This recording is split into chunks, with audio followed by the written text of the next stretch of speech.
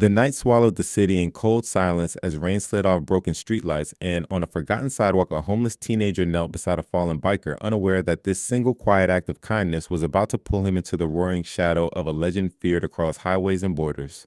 The boy's hands were shaking from hunger and cold, yet he pressed them against the bleeding stranger anyway, not knowing the patch on that leather jacket would change his life forever. Before this story pulls you any deeper, take a second right now and like this video, share it, and subscribe to the channel if you still believe kindness matters and second chances are real. And tell us in the comments where you're watching from, because stories like this connect hearts across the world. The teenager's name was Ethan Cole, 17 years old, sleeping under a collapsed bus stop with a torn backpack as his only possession. Life had stripped him down piece by piece after his mother died, and the system shuffled him through places that never felt like home. Hunger was a constant ache, fear a daily companion, but dignity was the one thing Ethan refused to let go. That night, as thunder rolled overhead, he was scavenging for empty bottles when he saw the biker lying near the curb, his massive frame twisted unnaturally, rain mixing with blood on the asphalt. Most people would have crossed the street. Ethan didn't. He remembered his mother's voice from long ago, telling him that helping someone never made you poor, so he tore his own shirt to slow the bleeding, flagged down a passing car, and stayed until the ambulance came, even though the biker never opened his eyes. By morning, the city returned to its usual indifference. Ethan returned to his corner, bruised knees aching, stomach hollow, convinced the world had already forgotten what he had done. He had no idea that the man he helped was Marcus Kane, a senior road captain of the Hells Angels, a name whispered with fear in biker bars and law enforcement offices alike. Marcus survived because someone refused to walk away, and that fact burned itself into his memory as fiercely as the pain in his ribs. The next day dawned strangely quiet. Ethan woke to the low growl of engines echoing down the street like distant thunder. At first, he thought it was just traffic, but the sound multiplied, vibrating through the concrete through his bones. When he looked up, fear froze him where he sat. Motorcycles lined the street, chrome and black stretching farther than he could see. Leather jackets, heavy boots, hardened faces. 120 Hells Angels had surrounded the block, forming a wall between Ethan and the rest of the world. Panic flooded his chest. He had nothing. No weapon. No place to run. The city that ignored him yesterday now watched from behind windows, curtains twitching as rumors formed in real time. Ethan expected anger, violence, punishment for something he didn't understand. Instead, something else filled the air, something heavier than fear. Respect. Marcus Kane stepped forward, still bruised but standing tall, eyes locked on the boy who had saved his life. He didn't raise his voice. He didn't need to. The silence itself carried the weight of his words as he acknowledged the debt owed to a kid with nothing but courage. The bikers didn't surround Ethan to threaten him. They surrounded him to protect him.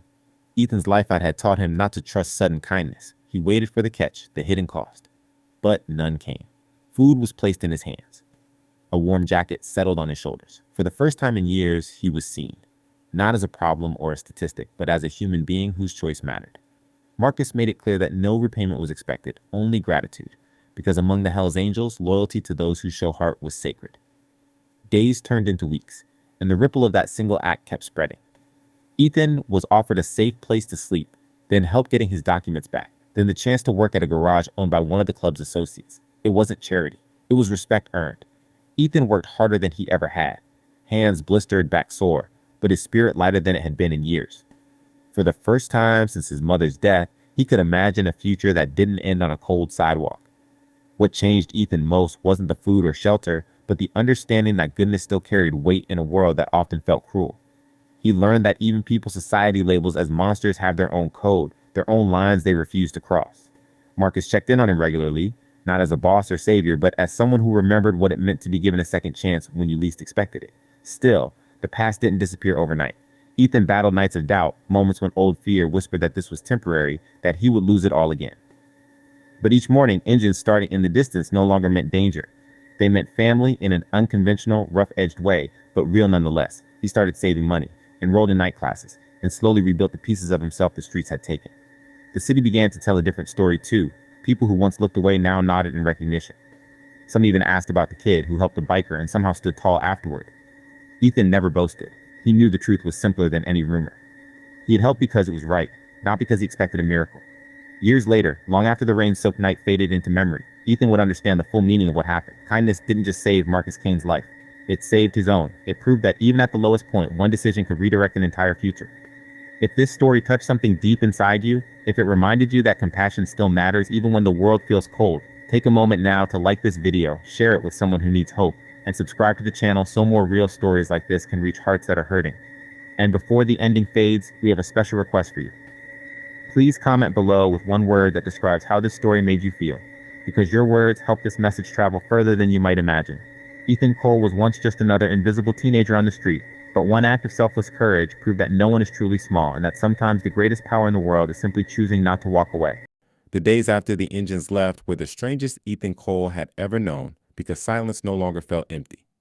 For years, quiet meant danger, hunger, and the slow fear of being forgotten, but now it felt like space. Room to breathe, to think, to rebuild. He woke up in a small room behind the garage, the smell of oil and metal replacing the stink of damp cardboard. The mattress was thin, the walls were bare, yet to Ethan it felt like luxury. Every morning he sat up slowly, half expecting it all to disappear, but the weight of the blanket on his shoulders reminded him this was real. Someone had seen him, and more importantly, someone had chosen not to let him fall back into the cracks. Work at the garage was brutal. His hands blistered, and his muscles screamed in ways he wasn't used to. But pain had a purpose now. Each tightened bolt, each cleaned engine part felt like proof that he belonged somewhere. The bikers didn't baby him, and that mattered. They treated him like someone capable, someone worth trusting.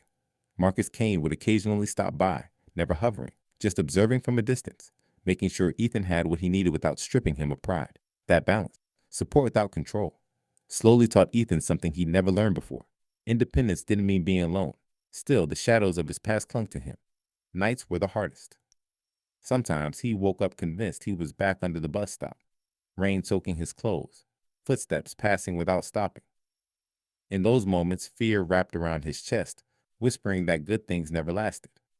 But then he would hear the low hum of motorcycles outside or the distant clank of tools in the garage, and reality would pull him back. He started writing at night, short notes about what he felt, what he remembered about his mother, and what kind of man he wanted to become. It wasn't therapy, but it was survival. Word about Ethan spread quietly, not as gossip, but as respect. People in the neighborhood began greeting him by name. The same streets that once ignored him now acknowledged his presence. It wasn't fame, it was dignity. One afternoon, a local shop owner handed him a coffee without asking for payment. Ethan stood there for a moment, confused, then understood. Kindness had a memory, and it echoed longer than cruelty ever did. Marcus eventually told Ethan the truth about the night that changed everything. He explained how close he'd been to dying, how the doctors said minutes mattered, and how a kid with nothing but courage had tipped the balance. Hearing it made Ethan uncomfortable. He hadn't helped for praise or reward. He'd helped because walking away would have haunted him forever. Marcus respected that more than any grand gesture. Among men who lived by loyalty, that kind of integrity was rare. Opportunities followed, not handed freely, but earned. Ethan was encouraged to enroll in night classes, and though fear gnawed at him, fear of failure, of not being smart enough, he went anyway. Sitting in a classroom again felt surreal. He was older than some, rougher than most. But when he focused, he realized his mind had been sharpening itself all along just by surviving. Each lesson became another brick in a foundation he never thought he'd have. Months passed, and the boy who once slept on concrete began to stand differently. His shoulders straightened. His eyes carried less fear and more purpose. He wasn't pretending the past didn't exist. He was carrying it forward, using it as fuel. On weekends, he volunteered at shelters, not because anyone asked him to, but because he knew how powerful it was when someone looked you in the eye and didn't turn away. He never told his full story. He didn't need to. His presence alone was proof that change was possible. The bond between Ethan and Marcus remained quiet but strong. They weren't family by blood, but by choice. Marcus saw in Ethan something he recognized, a survivor who refused to become bitter. Ethan saw in Marcus a reminder that people were more than the label slapped on them. Life, he learned, was rarely divided into heroes and villains. It was made of broken people choosing what to do with their broken pieces. One evening, as the sun dipped low and painted the road gold, Ethan stood outside the garage watching motorcycles roll past. He realized something then that made his chest tighten, not with fear but gratitude. That one small decision made on a rain-soaked night when he had nothing to gain had rewritten his entire future. He hadn't saved the biker to be saved himself, but kindness had a way of circling back. Ethan Cole was no longer invisible, not because the world had suddenly become kind, but because he had proven that even in the harshest conditions, humanity could survive. His story wasn't about gangs or streets or danger. It was about choice, about stopping when it's easier to walk away, about believing that even the smallest light could cut through the darkest night. And somewhere deep inside, Ethan knew his mother would have been proud, not of where he ended up, but of the kind of person he chose to be along the way.